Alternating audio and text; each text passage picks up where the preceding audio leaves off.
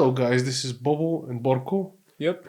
and we're going to tell you more about what we did in the last few weeks before our first tournament of the Bulgarian Buckler Invasion in Žilina, and what our goals are to actually manage to achieve traveling so far abroad and for so long in the next few months.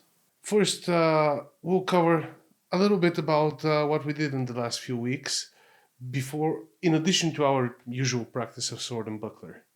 That included very intensive sparring, drills, working in limited spaces, and also developing our explosive attacks. Because from what we've seen in the Central European area, this is a key component. We have work to do with that part specifically, yeah. And of course, we're polishing our basics. The next things is we did a lot of sparring matches according to the rule set, but we didn't actually stop our training sessions of everything else. We did longsword, arming sword, and our usual practice.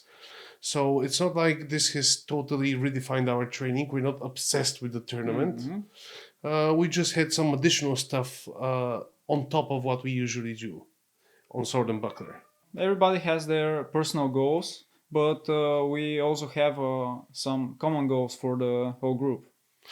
And that is specifically to test our sword and buckler fencing, in this case against some of the best sword and buckler fencers in Central Europe. Another thing is we want to figure out if what we do on our island and what we have managed to show that it works in our region would also work somewhere else. Yeah, we want to do some stress tests for the things that we discovered and see if it works. And also, we're hoping to learn a lot from our opponents, because even if you're a lot of people in the region, and we aren't that many doing sword and buckler around here on the Balkans, at some point you still hit the wall because you fenced everyone you know, and you don't develop so much quicker than when you're exposed to something new abroad. Yeah, we usually do almost the same things over and over again with the same guys, so we want to explore. I'm also hoping that we can sort of enrich the Central European scene with our approach. I think, at least to some degree, they'll find that some of what we do is interesting.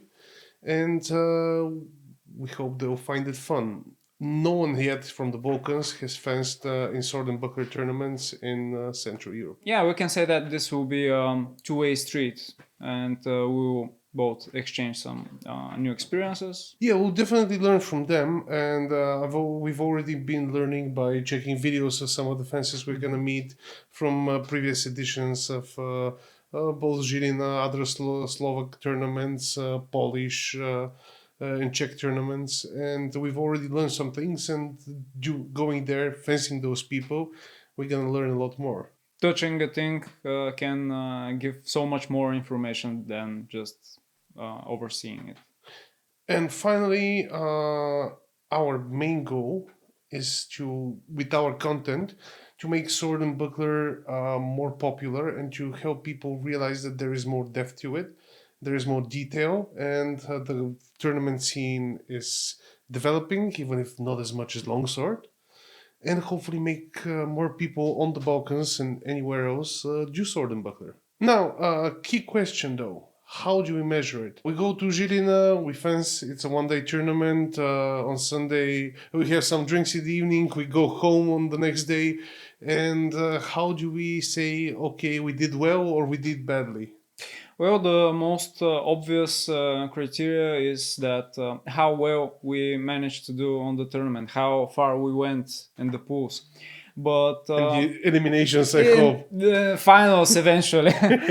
This is not the first and only criteria, because well, since we do one kind of trainings, we may or may not do the same thing during a tournament because of various reasons and stuff that just simply don't we don't control. Outside of our control, yeah. Yeah. So maybe after the tournament, when we see all of our matches, because we plan to record them all, We will analyze the matches of all of our group and see what we did right, what we did wrong, and also which of our techniques, which of our conclusions about what should and should not work. Turns out true. Yeah. Turns out that it works.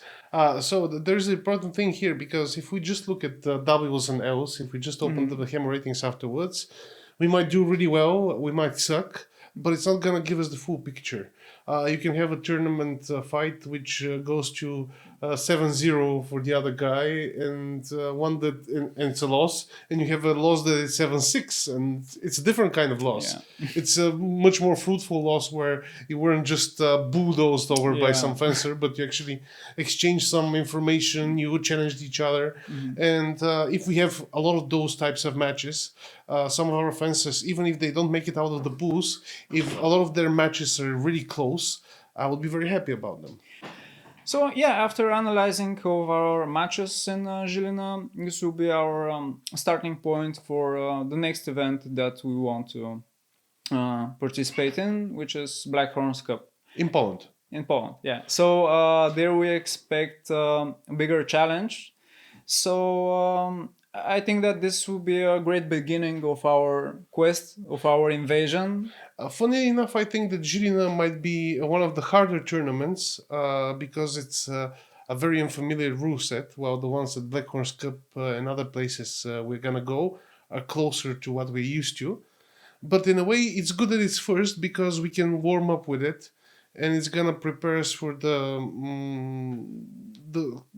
zeitgeist of sword and buckler in Central Europe, so to speak. What I really hope to happen is that it gives us a boost and we figure out what didn't work in Žilina, and then we can train for the next few months and be better prepared on those specific things when we go to Black Horns Cup. Yeah, I think there is one more thing about that. After we play on this rule set, this will improve specific part of our fencing. So this will enrich our fencing skills. So we will have more tools to use in Poland. Yeah, because it's a tournament that we're not used to. It emphasizes taking the four, and it's a very, very direct, direct kind of rule set.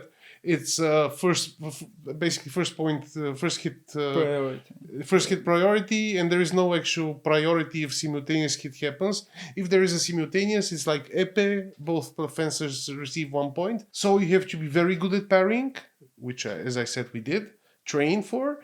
And you have to be very good at taking the initiative when the opponent opens himself up. And finally, our goal, of course, is to spread more the love for sword and buckler more. And for that special reason, we are also gonna be live streaming from Žilina. We're gonna make it easy to access. It's quite possible because some of us have to fence, then someone else has to take care of the camera who's not fencing at the time. And we're gonna inform you. There will be a page, and if the live stream drops, just refresh it in a minute or two, and probably we're gonna rejoin again and try to give you live our point of view about this entire event. And also our guys at home are hopefully gonna be watching us. Yep, and supporting us from here. That's it for this time, and see you with more details after our first journey of the invasion. Bye-bye.